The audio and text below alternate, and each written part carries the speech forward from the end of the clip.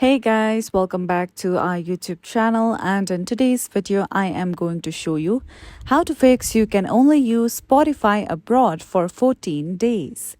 So in order to fix your issue, first of all launch App Store or Google Play Store on your mobile device.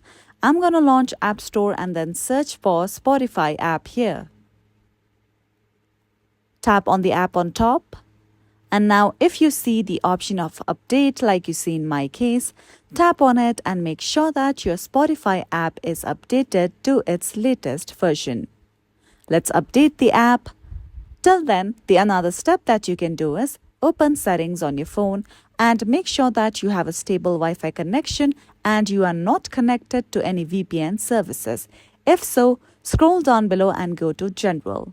From here, go to Software Update.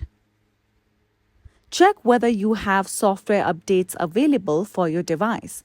If so, tap on it and make sure that your iPhone device is updated to its latest version. Then scroll down below and tap on Transfer or Reset iPhone. Now tap on Reset option on top.